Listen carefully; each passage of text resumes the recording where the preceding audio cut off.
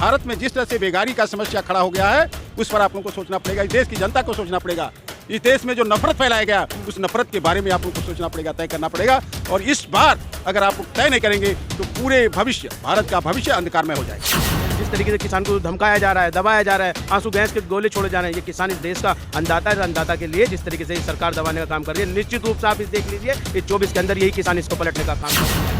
जनता की मेहनत की गाढ़ी कमाई से प्रचार तंत्र को मजबूत कर गोदी मीडिया को साध कर अपने अडानी मित्र को जो 609वीं रैंक पे था विश्व में, आज वो विश्व के तीसरी रैंक पे है। आप समझ रहे हैं? इसकी कल्पना मात्र कीजिए आप कि 609वीं विश्व में रैंक और आज वो तीसरे नंबर पे, मतलब साक्षात भगवान की तरह मोदी जी ने अडानी के लिए काम किया है। नमस्कार, मैं हूं प्रमोद सम्राट और आप देख रहे हैं पब्लिक की आवाज़। दोस्तों, भारत में जो राजनीति का मुद्दा गरमा रहा है उसको लेकर के राहुल गांधी भारत में जोड़ो यात्रा कर रहे हैं। तो आज ये नया यात्रा मुरादाबाद जनपद में पहुंची यूपी में। तो ये मुरादाबाद जनपद यूपी में जामा मस्जिद से शुरू होकर के ये नया यात्रा कोहिनूर चौराहे तक पहुंचेगी और वहाँ जाके इस यात्रा का समापन हो जाएगा। तो हमारे साथ में कुछ मेहमान हैं जो कि पूर्व सांसद जी हैं, उनसे वार्तालाप करेंगे। कहना चाहो सर, नया यात्रा सर मुरादाबाद सर आज मौजूद आप? आज यार मुरादाबाद में आप लोग बहुत भाग्यशाली हो। मैं कमांडो कमल किशोर हूँ, सांसद उत्तर प्रदेश का ही हूँ, पूर्व सांसद, कि मुरादाबाद से एक यात्रा स्टार्ट हो रही है जहाँ माननीय राहुल गांधी जी, माननीय प्रियंका गांधी जी और अन्य तमाम सीनियर लीडर्स यहाँ से स्टार्ट करेंगे। और मुझे लगता है कि अब परिवर्तन की तरफ आप लोग बढ़ रहे हैं। अब परिवर्तन होना तय होगा, उत्तर प्रदेश से परिवर्तन शुरू होगा। अच्छा, क्या लगता है कि जैसे अभी बीजेपी भी उसमें पार्टी का थोड़ा मुद्दा गर्म है बीजेपी का भी, तो क्या लगता है कि कांग्रेस अच्छी तरह से टक्कर दे पाएगी बीजेपी के लिए? बिल्कुल देगी, कोई शक है? नौजवान बच्चे बेरोजगार हो गए हैं, लड़कियां बेरोजगार हो गई हैं, कहाँ नौकरी है, कहाँ रोजगार है? तो रोजगार सबसे बड़ी चीज़ होती है। विकास की बात करते हैं, कौन सा विकास है? कौन सा विकास? विकास वह माना जाता है जब बच्चे पढ़ लिख करके किसी नौकरी चाकरी में आ जाते हैं, उसे विकास कहते हैं। सड़क बनाना, नाले नाली बनाना, ये तो शुरू से रहा है। जो 70 साल की वो लोग बातें करते हैं, जहाँ मैं खड़ा हूँ, क्या 70 साल में यह रास्ता नहीं था चलने के लिए?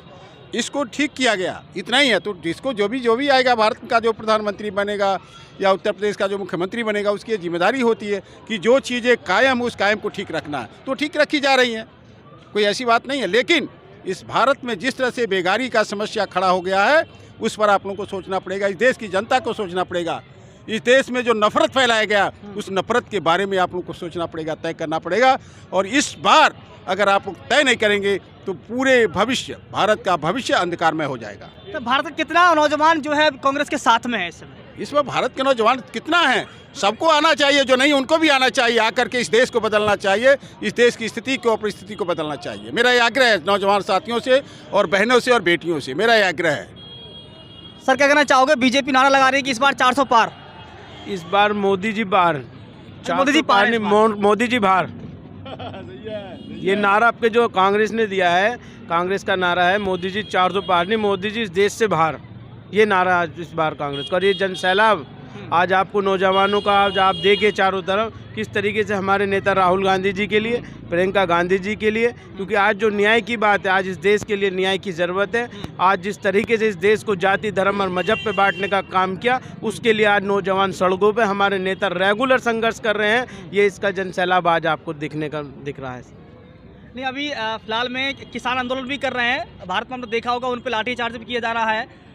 तो उसमें क्या कहना चाहोगे इसमें आप? देखिए, किसानों को हमेशा इस सरकार ने हमेशा किसानों को दबाने का काम किया। जब हमारी सरकार हुआ करती थी तो तब आपने देखा 78,000 करोड़ रुपए किसानों को कर्जा माफ़ किया। और ये सरकार किसका कर्जा माफ़ कर रही है? ये धन्ना सेठों का कर्जा माफ़ कर रही है। किसानों की पार्टी कभी ये हो ही नहीं है, किसानों के हित की पार्टी ना थी ना हो सकती है। किसानों के हित के लिए हमेशा कांग्रेस रही है। और आने वाला समय जिस तरीके से 24 तय करेगा, निश्चित रूप से जो किसान आज जिस तरीके से किसान को धमकाया जा रहा है, दबाया जा रहा है, आंसू गैस के गोले छोड़े जा रहे हैं, ये किसान इस देश का अन्नदाता है। अन्नदाता के लिए जिस तरीके से सरकार दबाने का काम कर रही है, निश्चित रूप से आप इस देख लीजिए इस 24 के अंदर यही किसान इसको पलटने का काम करेगा।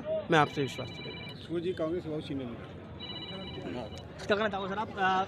नया यात्रा सर आपके बाद मुरादाबाद में मौजूद है, तो क्या संदेश देना चाहोगे आप पब्लिक? आदरणीय श्री राहुल गांधी जी का एक ही संदेश है, इस नफरत भले माहौल में, नफरत के बाजार में मोहब्बत का पैगाम लेकर अपने परिजनों के बीच में, देशवासी उनके परिजन है भैया, कैसे उनके हमारे पूर्वजों ने, श्री राहुल गांधी जी के पूर्वजों ने देश के लिए त्याग किया, संघर्ष किया, बलिदान किया, अपने जान की कुर्बानी दी, बम धमाके सहे हैं, उन्होंने गोलियों से शरीर को छलनी करवाया, खून से इस देश की धरती को सींचा है।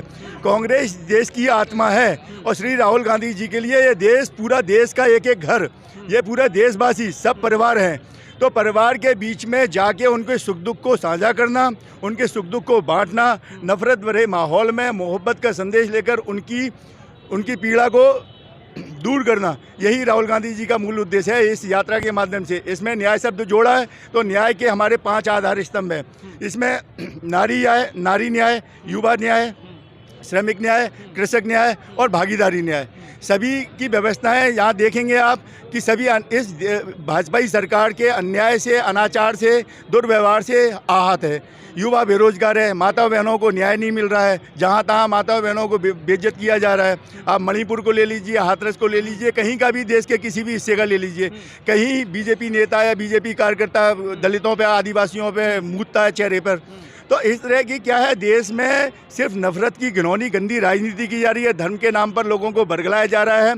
बस जनता की मेहनत की गाढ़ी कमाई से प्रचार प्रसार तंत्र को मजबूत कर गोदी मीडिया को साध कर अपने अडानी मित्र को, जो 609वीं रैंक पे था विश्व में, आज वो विश्व के 3री रैंक पे है। आप समझ रहे हैं, इसकी कल्पना मात्र कीजिए आप कि 609वीं विश्व में रैंक और आज वो 3रे नंबर पे, मतलब साक्षात भगवान की तरह मोदी जी ने अडानी के लिए काम किया है।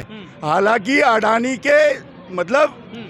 के सेवक के रूप में ही जाने जाएंगे वो। क्यों? क्योंकि अडानी उनको फाइनेंस करके पहले उनको मुख्यमंत्री बनाया, फिर प्रधानमंत्री बनाया, तो अडानी पूरी तरह से संरक्षण दे रहा है उनको, लेकिन कहीं कहीं उसका ऋण मोदी जी अच्छी तरह से अडानी का उतार रहे हैं।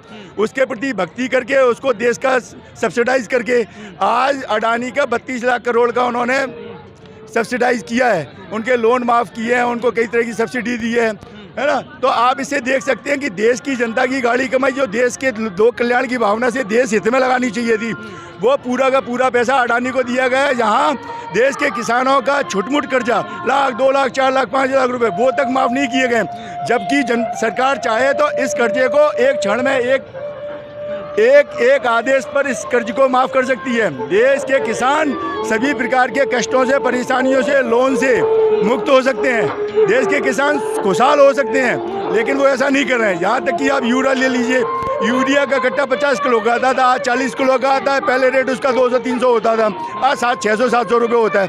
तो इससे देख लीजिए कि महंगाई है, बेरोजगारी है, अनाचार है, अत्याचार है, नफरत की घिनौनी राजनीति है, यही वातावरण में चल रहा है। और इन सबसे कैसे जूझ रही देश की जनता के बीच में राहुल गांधी जी मोहब्बत का पैगाम लेकर उनके घावों पर, देश की जनता के घावों पर मरहम लगाने का कार्य कर रहे हैं। ये है। देखिए, देश की जो राजनीति चल रही है इस समय, और राहुल गांधी को लेकर के लोगों के क्या निजी विचार हैं, लोगों ने अपनी विचारधारा रखी हैं, और आपके क्या विचार हैं?